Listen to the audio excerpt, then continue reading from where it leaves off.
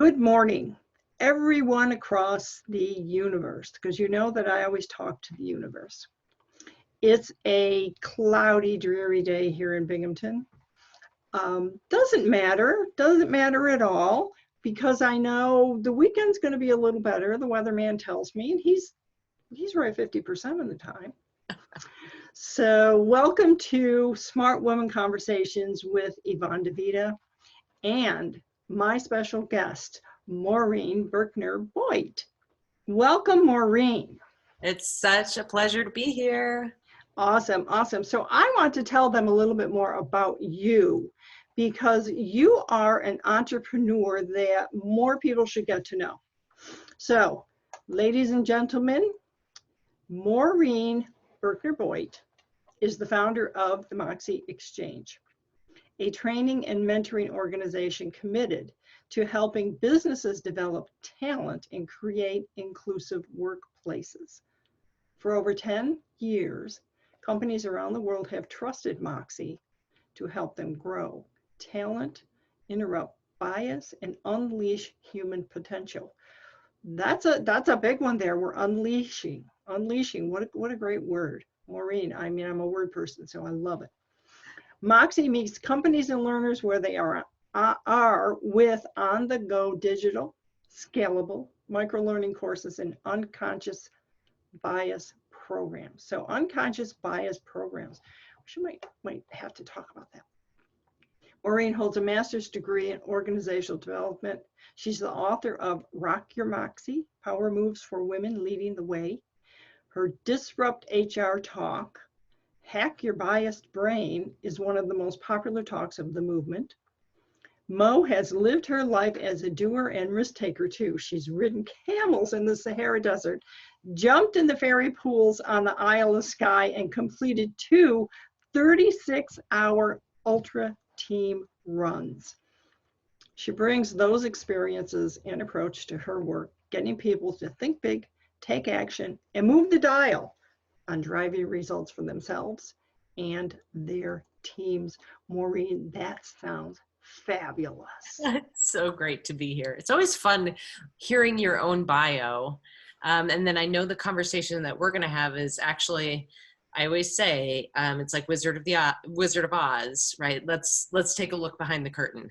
Yeah, so I've said that also, but you and I met back in Colorado, so you're one of my Colorado friends.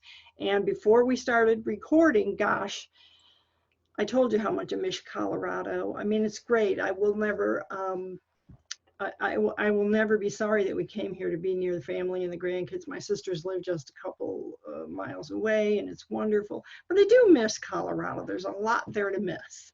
Yeah, it's a great place to be. I call it my Goldilocks state. I grew up in the Midwest. It was too cold.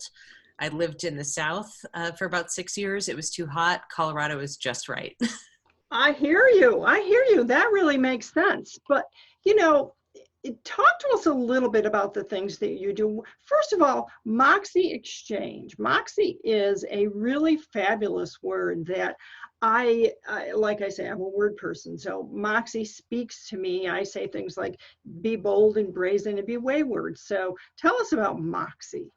Yeah, so we are actually celebrating our 10-year anniversary this year from the time I launched Moxie. And I'm a big fan of Moleskine journals and writing things out. And I've got a Moleskine journal that I had from before Moxie was even named, where I was just talking about this organization where women could come to thrive. And I remember exactly where I was in the conference room when I was sitting with my marketing and branding. And it was actually a guy, as I was describing our core values and all the things. And he said, gosh, that sounds like Moxie. And I was like, that's it, right? Moxie is about this energy and backbone and spirit and spunk and all of those things that women tend to dim that shine. And we wanted this place to, and I call it a place because that's actually where Exchange came in as well. And Exchange is something that you do, and it can be a place that you go. So we really thought about the combination of those words of being this place where you can come and unleash your full potential. And get the tools and the resources and the ideas to do that. Candidly, I created what I needed. I created what I had been looking for. And so, there's so much to that journey, and even what got me there to where we are now, because I say it's like Moxie 4.0, which is a huge part of that journey, the willingness to listen and to pivot. Well, that's so important. So 2 things you said there that I want people to take away from this is that you created something you needed because it wasn't already there. Yep. Number 1. And that's what a lot of us do. And number 2, you were flexible, you moved, now you're on 4.0. So you were able to recognize that as you move, you grow and you change a little bit. So one of the gals I talked to just recently was saying you need to be a little more fluid. And I really kind of like that term. Absolutely. I would, I can go all the way back to really elementary school, and some things that happened in elementary school, all the way through a decision that I made in college that at the time felt like a failure, to, all the different things that our path is never what we think it's going to be. And it's never as simple as we think it's going to be. And it is this ability to be flexible and to learn in those moments and say, what am I supposed to take from this? What am I supposed to learn here? How am I smarter from this experience that at first blush looks like it's really awful? And then it leads us to all these different things. So, I think it's understanding kind of core who you are. And, I think there's so much pressure right now to follow your passion. And people are like, I don't know what my passion is. I was having this conversation with one of my nieces who's in college, and she called up in a panic. I don't know what I want to do. I don't know and I was like, oh, okay, first shut down Instagram and Pinterest, because they're like, all you're seeing is everybody's success and this rosy view and people following their passion and all these quotes. I said, listen, my first job out of college, the economy was in the tank.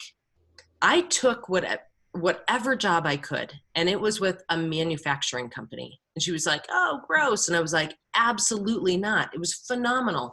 Right. I learned so much. And there's actually something really cool about having a product at the end of the day, but I learned so much.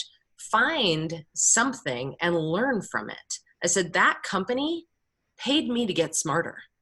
I learned what I liked, what I didn't like. I learned what my skills were. I learned what some of my passions were. I didn't find a passion and then go. So I think this idea of follow your passion is sometimes that passion continues to, you don't know what it is. So go have, somebody pay you to find that out. But yeah. Right. And then create something that you don't see in the market, that where you did have these sparks and you have this knowledge. So I think there's I would let go of all that pressure. I really like the way you're saying in Pinterest and Instagram and it's all fake. And Facebook. Here's I have said, Maureen, for years and years, when people would interview me back in the early days, they'd say, so, because I did social media, I was one of the movers and shakers in the social media world. Well, where is social media going? I said, you're going to see in 10 years that people need to get off of social media and go meet each other face to face and have that eyeball connection. And you and I are having it, but in person, it's even stronger. Absolutely. Yeah. And I think, on that topic, one of my favorite things to talk about is failure. Because our failures inform so much. And I talk about failing frequently, fast, and forward. We're taught, and we have to get over this idea that we're supposed to be perfect. Yes. I see perfection holding so many women back in particular. Yes. There's no such thing as perfect. There absolutely isn't. It's messy and it's hard and it's fun and it's joyful and it's all about learning and growth. And so if you're getting over failure is really understanding that failure is a part of the success equation. If you are actually not failing, it means that you're not trying something new. Now, don't wait. I think the other thing that we do is we wait for these epic failures, right? We don't do anything, and then we do something that, you know, we can lose our house over. Yeah. And trust me, I've had those moments. Instead, that frequently fast and forward is about what's one little risk I can take. You know, and that might start with asking to negotiate the price on your hotel room. You know, going to one of your vendors, your supplier, somebody, having a tough conversation. You know, we think about risk and failure as these big things. Start with little things. And then, right, you just get used to this flow of, okay, that didn't work. What was I supposed to learn? Right? How am I smarter? And how can I apply that to what's next? Or that did work. What did I learn? Yes, and how can I apply that to what's next? The other tool that there are a couple of things, like feel the fear and do it anyway. I often say it's like taking a toddler grocery shopping. Right? You don't want to do it, but you put them in the cart and you go. It's the same thing with our fear. Acknowledge it, talk to it, say, yep, I see you. I hear you. You're not stopping me. Right? And put your fear in the cart and go anyway. And then a tool that I highly, highly recommend is something that I've been using for years, and it's a worst case scenario planning.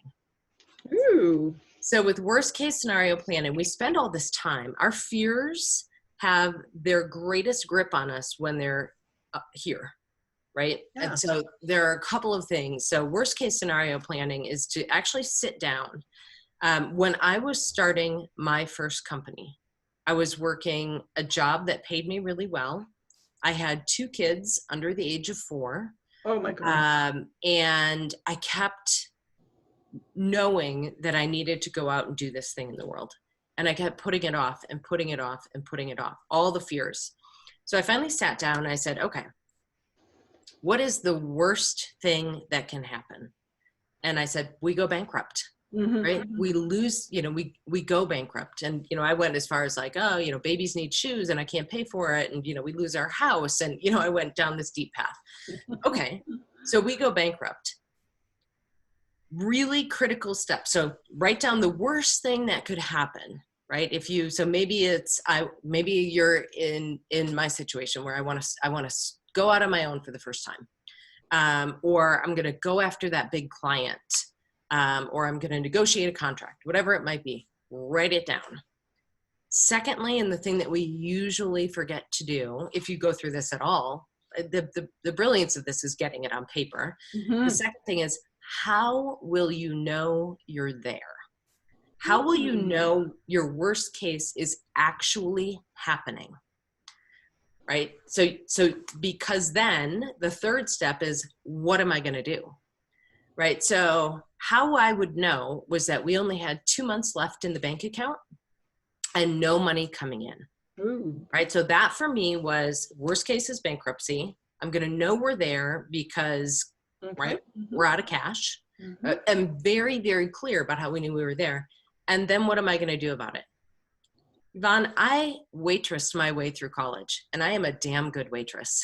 Awesome. And I knew that I could go and I could get a job as a server and have money coming in while this was happening. I wrote all that down. I put it aside because then it allows you to get all those, you know, the squirrels running around in your head out of your head. You've got a plan, move forward. I quit my job. I had started my company within a month. I have never looked back. I have not had to go back and be a server, but I knew what the plan was. Now, there are other times when I have had to go to that worst case scenario. So rare for all the risks that I've taken. So rare. We spend all this time worrying about things that never come to pass. You sound like my husband. So use it. It's really magical. I can't tell you how many people, particularly women, have come to me and said, oh my gosh, I've done this, I've done this, I've done this, because you know what you're going to do if the worst thing happens, which rarely does, but we let that worst thing hold us back all the time. The Yes. other thing to do is to have a fan club. So I talk about getting, like, risk and failure is about getting out on the skinny branches. And I talk about these in the books. It's actually, I say Rock Your Moxie, it's actually 5 books. It's a series. Yep. Sure. Get out on the skinny branches so that you can, and that's where the good stuff is, right? And so if I'm not failing, I'm clinging to that tree trunk, right? If I'm out on the skinny branches, sometimes that branch might snap. Very rarely, but sometimes it might. But to even get out on that skinny branch, have a fan club. I have 2 women that we have for over 10 years now, support, gosh, probably closer to 15. They're both entrepreneurs. I can call them with anything. I've got this question. In fact, one of them called me this morning talking about some pricing strategy. And so if I'm about to do something big, our latest thing that we did is we just released an inclusion app. It was terrifying. And as I was taking steps, I would occasionally call them and say, okay, this is feeling really scary. And they're like, get out there, go. You got this. You've done the planning. You've got this. Keep going. So their job was not to say, oh, Mo, yeah, no, here's everything that could go wrong. Or yeah, this really is big. Their job is to cheer me on and to give me the push on the branch if I need it. Their job is also, and mine is the same with them, their job is also occasionally, if that branch snaps, to pick me up or to laugh with me, right? I think the other thing about failure is we take it so damn seriously, right? Like, whoa, like, and I'm supposed to hide it. Yeah. I tell the story, my son is a mountain unicycler. Wow. Yeah, you heard that right. Like, one wheel down the mountain. Wow. Yeah, terrifying as a mother. And the first time I went out with him, he was about 10 years old. He's in his 20s now. He fell down, and he fell down hard. I mean, the unicycle went flying. He was on his butt, and he leapt up and was like, Mom, did you see that? Celebrating that he had gone for it. It hadn't worked out, but what an epic, wipeout he'd had. Yeah. Instead of like grabbing the unicycle and running up the hill and hoping nobody saw, we need to talk about and celebrate and again, acknowledge those failures, because if you're not failing, you're not growing. Well, and so many things are coming out of that. And I wrote down a little thing when you were talking about, you take what you have to make the dream come true. And I always say that women make stuff out of old boxes and string, because that's what we're used to doing. I mean, that's part of our life. Yes. And so to your point, the risk taking, if you look at what you want to achieve, and I mean, this is the really important part, you bring on those fans.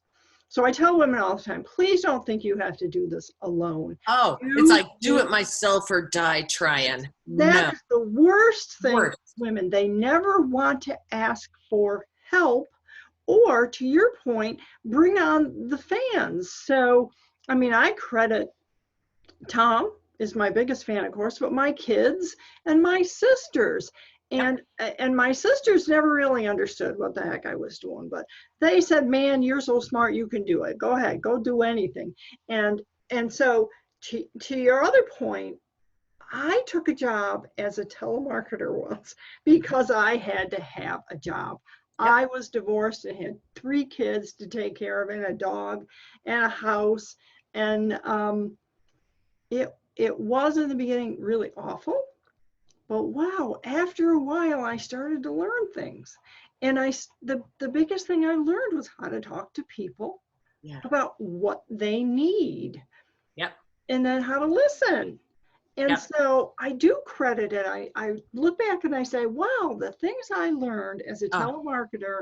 So I try to treat telemarketers kindly if I ever answer the phone when they call, because I don't. But, back in the day, you didn't have that choice.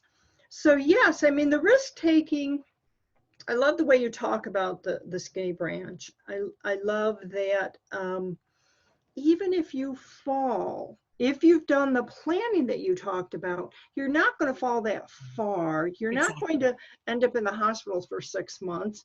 You know, you might sprain your ankle. Yeah, exactly. Right. And I think that's the frequently fast and forward, Mm-hmm. you know, allowing ourselves to make these small errors and have these small failures Mm-hmm. and to celebrate them.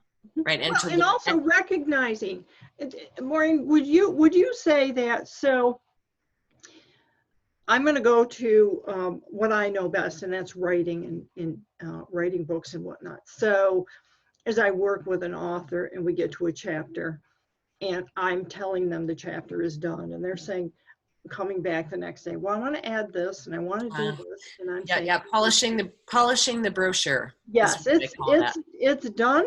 And if you put the book out and you find people asking you more about something in that chapter, well, guess what? Let's do another book. Or let's edit. Let's go back and Yep. have, the next It's not release. the end of the world. No. So when I talk about Moxie being 4.0, Mm-hmm. um, 10 years ago, we started out as a peer mentoring organization for Mm-hmm. entrepreneurial women, right? And we had markets around the country, and the women that were in those groups, I still hear from. Mm-hmm. There was so much good that was happening. Mm-hmm. And there were two things about that. One was it was a completely failed business model.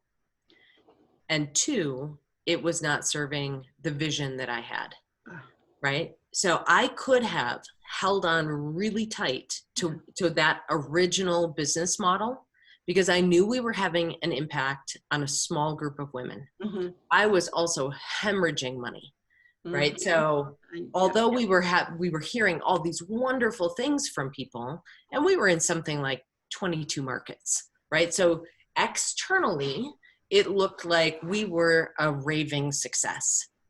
I knew I needed to pivot, right? I needed to pivot back to we wanted to get as many women as possible at the leadership table, Mm-hmm. right? That meant we actually needed to shift our focus to corporate, because if we sold one corporate client, we could impact thousands of women, Mm-hmm. right? So I had to not hold on so tightly to something and not, um,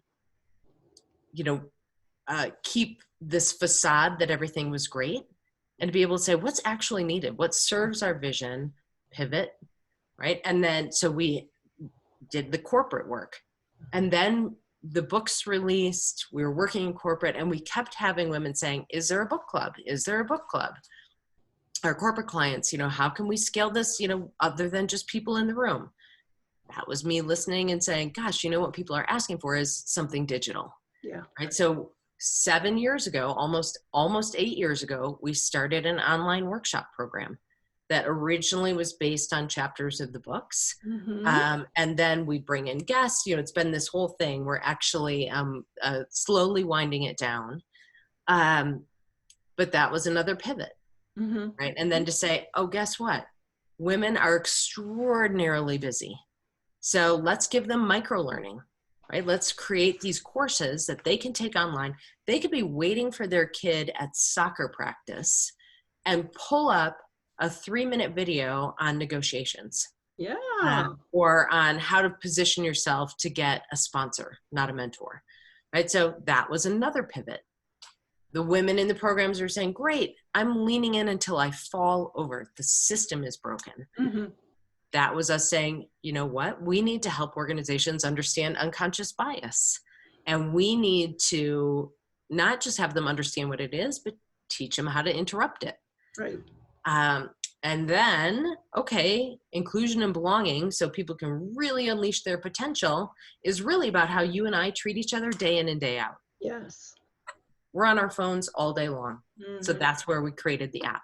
So I had to keep letting go of a vision of what I thought the company was supposed to look like, but hold true to what the ultimate vision was and just keep pivoting. Do you think, Maureen, that the way we interact with technology today influenced all of that, because there is a lot of online learning now, and I think it's great because you get to take it or do it at your own leisure. However, if it's complicated and it Yeah, there's takes, yeah, nobody takes it. So what I'm hearing from you is really great. I mean, so you looked at the market and said the micro yeah, learning. That's yeah, and absolutely, and just again, I tend to create things that I wished existed for yeah. me. Right. So I wish that I had been able to, as I was going into meetings, get a little quick hit on portraying confidence in a meeting. Right. I wish that as I was going into a negotiation, I could watch, 3 little things on interest-based negotiation. I wished that I had understood this concept of sponsorship, and how important that is. And I could have learned about sponsorship. And although I had a sponsor, I didn't necessarily know it. And I was definitely for a long time do it myself, right? Mm. Until I learned this idea of sponsorship and peer mentoring and all of that. And that's when things really took off. Mhm. So again, I think there's also, um, if you have a little voice telling you, gosh, you know, I wish this existed. Create it. Yes, yes, And I always, there will certainly be imposter syndrome. I mm, can't tell you. Right before we published the books, put them out online, I was almost throwing up. Right, like saying, "Who am I yeah, to, to put this out there?" why should Right anyone before we listen put to out me? the app, I was almost throwing up. Who am I to do this every single time? And then I remember this. Every single person feels imposter syndrome. I have coached CEOs from some of the top companies on the planet, and they will, at some point in time, close their door, quietly sit down and say, I'm not supposed to be here. I don't know how I got this chair, but I'm not supposed to be here, right? Some of the most powerful men in the world feel imposter syndrome. Mhm. The difference is that they just keep going. They take the next step. So the very best thing that you can do when you're fearful and feeling like an imposter and feeling like, who the hell am I to do this, is to remember everybody feels it. You are the only one that can see that mask, Mhm. right? And you were put in that position, or you're taking this action because you listened to your gut, right? Or you had people telling you, hey, we need this thing in the world. Take the next step, Mhm. because that's actually a sign that you're growing. That's actually a sign that you're making a difference in the world. And again, it's like the 2-year-old grocery shopping. Throw that fear, throw that imposter syndrome in the cart, and keep pushing. Yes, yes. Well, I think also for women, they do have little voices in their head from when they were younger, whether it was a teacher or an Absolutely. aunt or or somebody who said, huh, "You're never going to amount to anything," or "Why do that?" or "Why Yep. you're a girl, you can't do that." Or you're so bossy, right? Yes, Yeah, like all those voices. Again, it's like acknowledge, and we're moving on. yes. Well, I was, well, let me, the story I tell. I was in 5th grade. Mrs. Mutz was my teacher.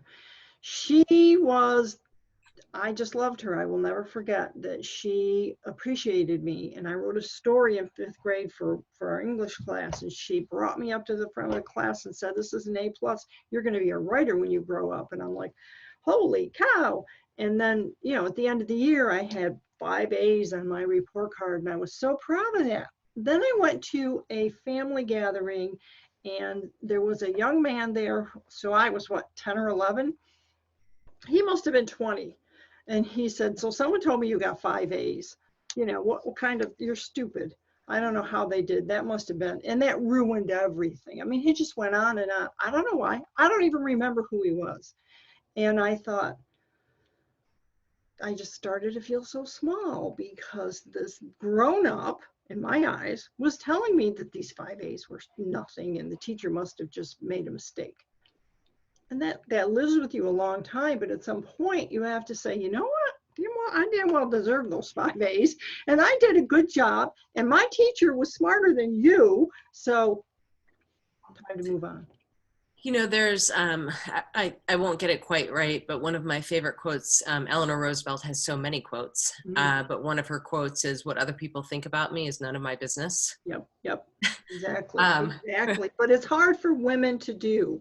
It's hard for women, especially women of a certain age who grew up in the 50s, 60s. We had that coming. Girls didn't do this, girls didn't do that. Even though we were in that big marching, you know, we were the ones marching and so-called burning our bras. I don't know anyone who burned their bra.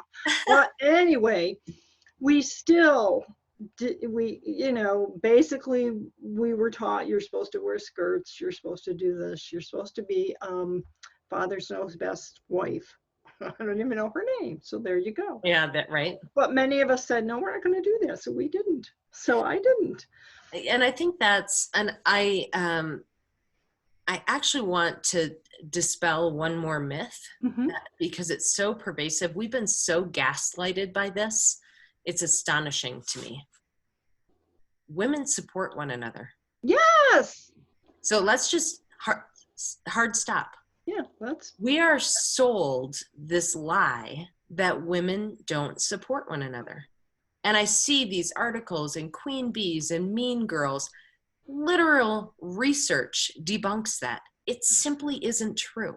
Yes. Now, in middle school, right, there's certainly that. But guess what? There's research that did not get the press and the hoopla and the mean girl, that boys are actually more cruel to each other than girls.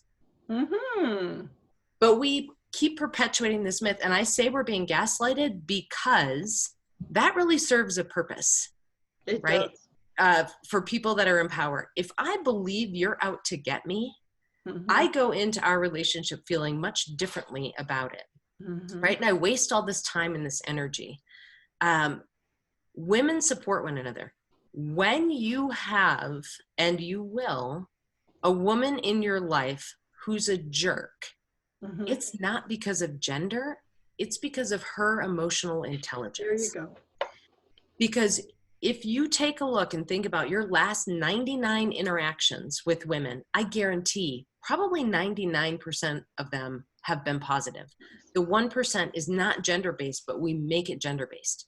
Because if you look at your same interactions with men, right, you'll see about that same percentage, but we don't say all men are out to get all women.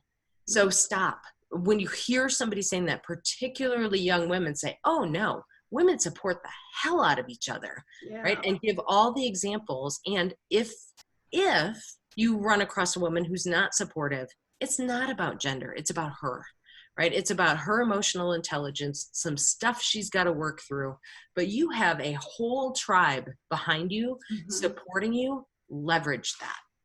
I hear you. And we're at the end of our time here, and that's a really great place to end because, again, I will reiterate, we said it earlier in the show, we are here to help. You are not alone. Ladies who want to create something, that have a passion and want to at least take the first 3 steps to see, gee, where will this take me? What could I do with this? You have opportunity and help. So Maureen, thank you for being on the show. I'm going to share all of your books with everyone and make sure they know where to get them. They're so awesome. And I will share your website link. Is there anything else you want to say before we sign off? Oh boy, rock your Moxie. Yes, there you go. Love it. So thank you. This is Yvonne DeVita from Smart Women Conversations. See you next week, everyone.